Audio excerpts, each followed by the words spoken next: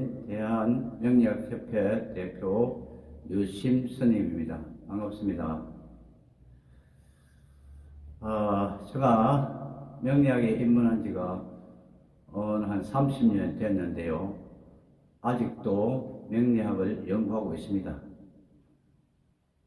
명리학을 공부한다기보다는 자연의 심리를 연구하고 있다는 것이 맞을 것 같습니다. 제가 명리학을 공부를 시작할 때는 무조건 암기 방식으로 공부를 했습니다. 3, 4년 공부를 하고 어느 정도 자신이 있어 실전에 대입을 해봤습니다. 그런데 사주를 걸어온 사람이 앞에 앉아 있는데 할 말이 없습니다. 그야말로 입이 터지지 않습니다. 그래서 어쩔 수 없이 사주를 보러 오신 분에게 미안합니다. 제가 아직 공부가 덜 되었나 봅니다. 말이 안 떨어지네요. 하고 사과를 하고 그냥 돌려보냈습니다. 참으로 부끄럽고 창피했습니다. 그래서 아직 나는 돌팔이에 불과하다고 생각을 하고 공부를 다시 시작했습니다. 한자 원문책을 구입하여 모르는 한자는 사전을 찾아가면서 풀이를 해 나갔습니다. 그야말로 논문 형식으로 연구를 했습니다. 그러다 보니 명리학의 원리와 공식을 알 수가 있었습니다. 명리학이 자연의 법칙이고 우주의 진리이고 천문학이고 자연과학이며 어학이다. 정말 신비한 것을 깨닫게 되었습니다. 명리학의 산매에 빠지다 보니 경제의 도가 눈앞에 있는 것 같았습니다. 명리학은 그야말로 사람의 목숨을 다스리는 학문인 만큼 신중한 판단이 필요한 것입니다. 저는 스님으로서 어렵고 힘들어 오신 분들을 상담하고 같이 기도하며 부처님 법으로 설법하는 방식과는 명리학은 완전히 다른 것입니다. 물론 부처님 법도 자연의 진리입니다만 기도만으로 해결하기 어려운 문제가 많았습니다.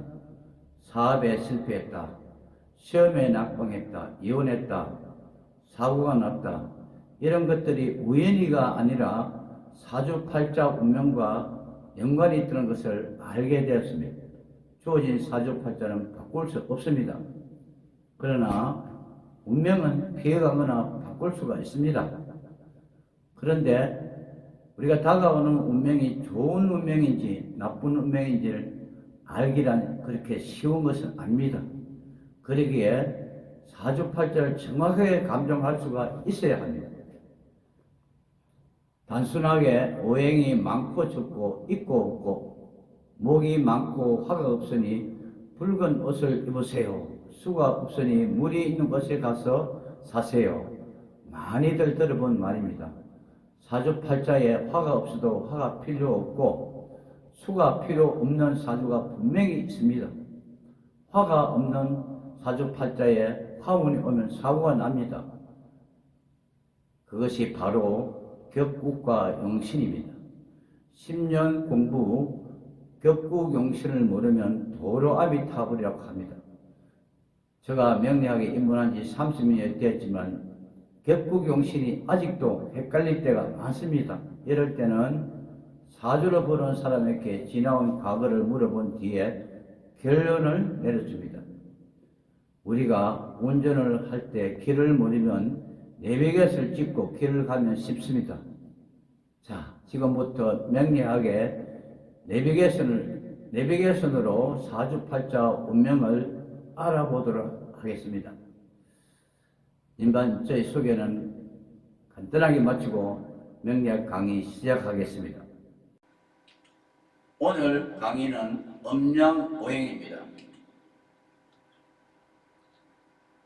음양오행은 우리가 많이 하는 말이고 일상생활에 늘 사용하는 것이 음양오행입니다. 즉 지구의 모든 인간, 동물 그리고 생명체가 음양오행에 의하여 생하고 멸하게 되는 것입니다.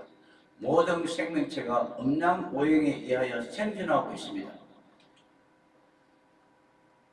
우리가 사용하는 달력 속에는 음양오행이 있습니다. 일월화수목금토 일주일이 바로 음양오행입니다. 이 일주일 중에 일월은 양음이고 화수목금토는 오행입니다. 일은 태양 양이고 월은 달 음이 됩니다. 화는 불, 수는 물, 목은 나무, 금은 쇠, 토는 흙입니다. 이것이 바로 음양오행입니다. 이것 7개 중에 한 개가 없어도 생명체가 존재할 수가 없습니다. 다음은 음양오행을 구체적으로 알아보겠습니다. 먼저 음양을 크게 분류하면 달은 태양은 양이 되고, 그것을 구체적으로 음양을 구분한다면 태양은 양, 달은 낮은 양, 밤은 하늘은 양, 땅은 남자는 양, 여자는 이 됩니다. 오행 중에서 목은 소양, 화는 태양, 금은 소음, 수는 태음이 됩니다. 정간지지에서 정간은 양, 지지는 사계절 중에서 봄, 여름은 양, 가을, 겨울은 음이 됩니다. 움직이는 것은 양이고 정지된 것은 음입니다. 토는 중앙에서 목화 금수를 연결하는 역할을 하므로 중기 또는 중성이라고 합니다. 다음은 오행을 알아보겠습니다.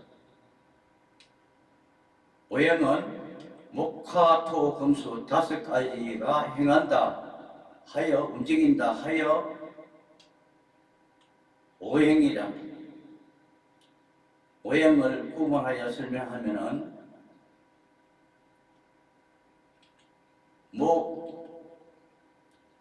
목은 양이고 목의 중간에는 간목, 올목이 있고 지지에는 인목, 묘목이 있습니다. 목의 물상은 나무, 풀, 곡식, 화초, 그리고 바람, 산소 등이 있습니다. 다음은 화는 양이고 화의 층간은 병화, 정화가 있고 시지는 사화, 오화가 있습니다. 화의 물상은 불, 더위, 열 등입니다. 다음은 토는 중앙토이며 토의 층간은 무토, 기토이고 지지는 진술, 충리가 있습니다. 토의 물상은 흙, 산, 논밭, 제방 등이 되겠습니다. 다음은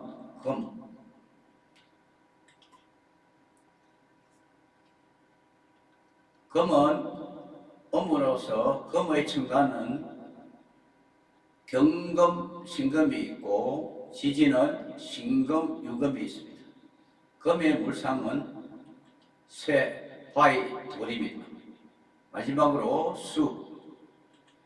수는 음입니다.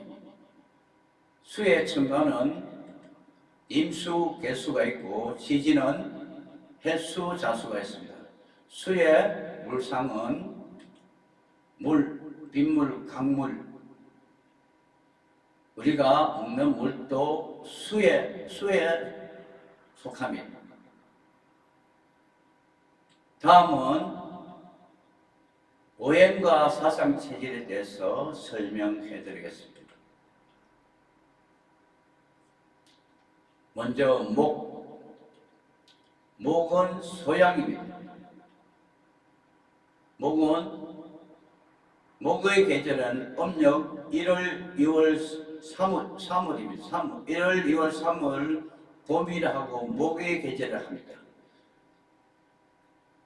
1월, 2월, 3월에 태어나신 분들은 대체적으로 소양 체질이 많다고 합니다. 다음은 화는 태양입니다. 4월, 5월, 6월 한여름에 태어나신 분들은 태양 체질이 많다고 합니다. 금은 소음인데 음력으로 7월, 8월, 9월이 됩니다. 서늘한 가을에 태어나신 분들은 소음 체질이라고 합니다.